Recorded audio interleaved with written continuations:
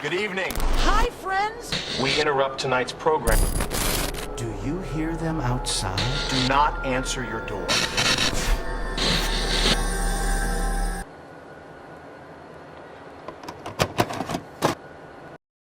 Hey guys, VAM here. We just wanted to thank you all so much for tuning into the channel tonight. Your support truly means everything to us as we continue building these late-night horror stories together.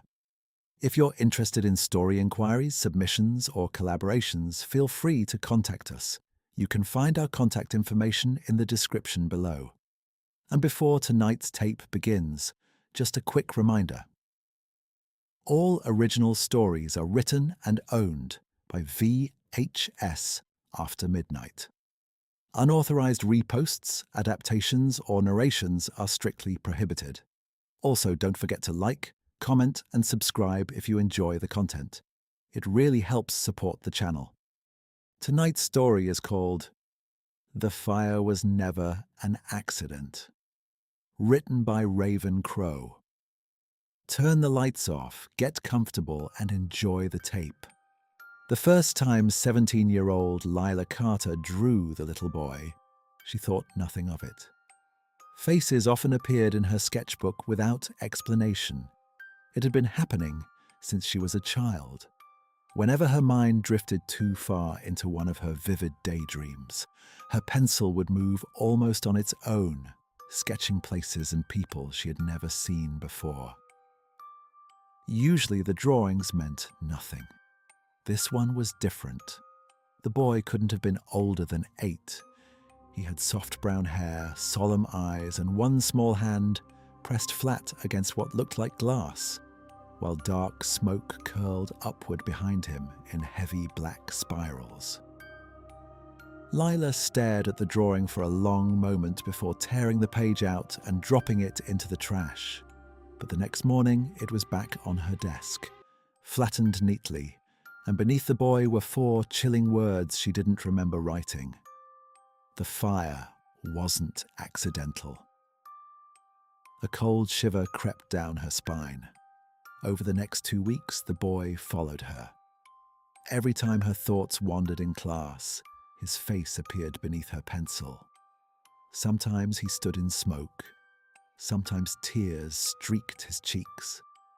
Sometimes he held a childlike drawing of a house. With every sketch, another detail emerged.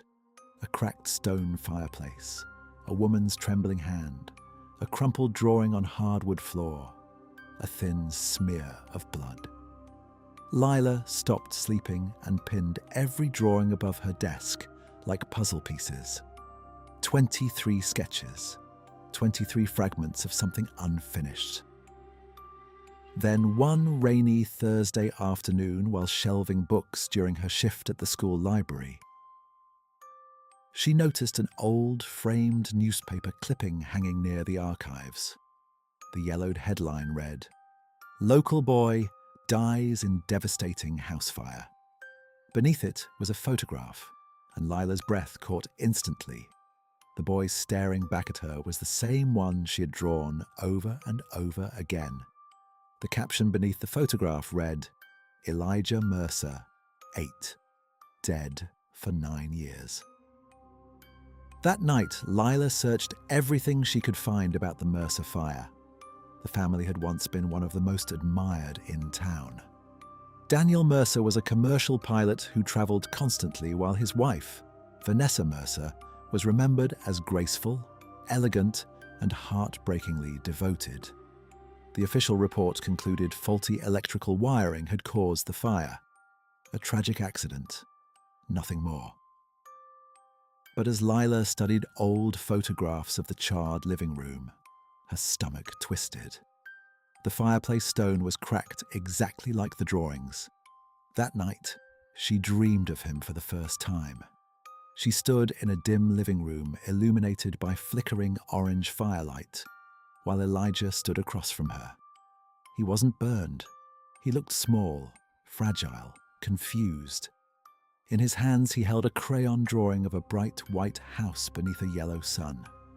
He looked up at her with solemn eyes filled with sadness and pleading before whispering, "It wasn't the fire. Lila woke, gasping. Her sketchbook lay open beside her bed with a new drawing filling the page, one she knew she hadn't drawn. It showed Elijah standing before his mother while Vanessa's face twisted with rage. Above them, written in jagged graphite, was a single word: remember. The moment Lila touched the page, the memory hit her. It wasn't hers, it was his. Elijah had spent his entire short life trying to make his mother smile. He constantly drew houses. Little houses with flower gardens, big houses with tall windows, impossible houses filled with sunlight. He believed that if he could draw the perfect house, maybe she would finally be happy. Maybe she would finally smile at him the way other mothers smiled at their children. But Vanessa Mercer had once dreamed of becoming an architect.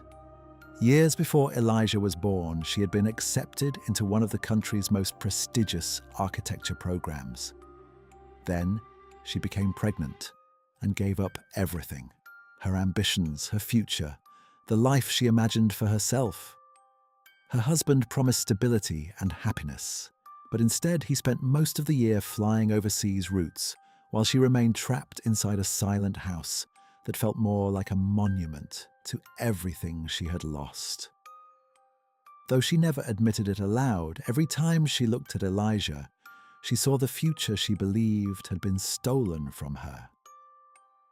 On the night he died, Elijah ran into the living room, clutching his newest drawing. It was the most detailed house he had ever made, complete with tall white walls, golden windows, and flowers blooming beneath every sill. Across the top, written in uneven crayon, were the words, "For Mommy, so you can be happy." Smiling softly, he handed it to her and said, "I made this one extra big so you'd have lots of room to draw your buildings." Minutes earlier, Daniel had called to say his overseas route had been extended another month. Vanessa stared at the drawing and something inside her finally cracked. "Do you have any idea what I gave up?" she asked with a trembling voice. Elijah's smile faltered as she stepped toward him. "I was supposed to design skyscrapers. I was supposed to build things people would remember." Tears welled in Elijah's eyes while Vanessa's breathing quickened. "I had plans, Elijah. I had a future before this." He looked up at her in confusion. "Mommy, do you know what it's like," she shouted, "to wake up every day and realize your life is gone?" He flinched as her trembling hand pointed toward the drawing. "You want to know why I can't smile at these? Because every time I look at them, all I see is everything I lost." Elijah's lip quivered before he whispered, "I just wanted you to be happy." The words hung in the air and should have stopped her, but instead, years of bitterness surged forward all at once. "Well, I'm not," she screamed before shoving him. Not hard, not intentionally lethal, just one reckless motion born from years of resentment. But it was enough. Elijah stumbled backward and the back of his head struck the cracked stone edge of the fireplace with a small, sharp sound. Permanent. He collapsed instantly. Vanessa stared, waiting for him to move, but he never did. Panic swallowed her whole. Then came the match. Lila tore herself from the memory, sobbing as the truth crashed over her. Elijah had not died in the fire. The fire had erased what really happened. The next morning, a final drawing appeared in her sketchbook, showing the Mercer fireplace, with one stone shaded darker than the others, something hidden behind it. That night, Lila drove to the old Mercer property. The rebuilt house had stood empty for years, and the back door was unlocked. Inside, the living room remained nearly untouched. The fireplace still stood. Hands trembling, she pried loose the darkened stone and found a folded piece of paper hidden behind it. A child's drawing. a white house beneath a bright yellow sun. On the back, written in crooked pencil, were 4 heartbreaking words. "I'm sorry, Mommy." Lila's chest tightened because even after everything, Elijah had blamed himself. The evidence reopened the investigation, and combined with inconsistencies in the original fire report, the truth surfaced quickly. Vanessa Mercer was arrested 2 weeks later and confessed before the trial even began. The town was stunned. The perfect family had been a lie, and the fire had never been an accident. That night, Lila sat alone in her bedroom with her sketchbook open across her lap when the pencil beside it began moving on its own. Slowly, it sketched one final image, a bright house beneath a clear blue sky. Standing in the doorway was Elijah, smiling peacefully.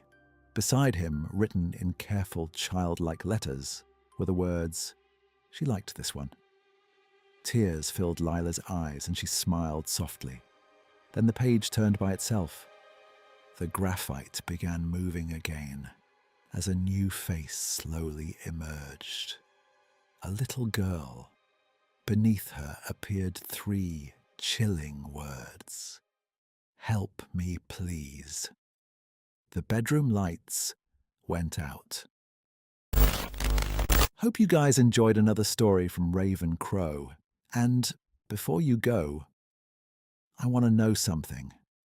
What's a creepy childhood TV episode, commercial, or broadcast you still refuse to watch to this day? You know, that one thing that genuinely disturbed you as a kid and never really left your mind. Drop your story down in the comments, and who knows, maybe it'll end up becoming a future episode here on VHS After Midnight. Until next time, don't fall asleep.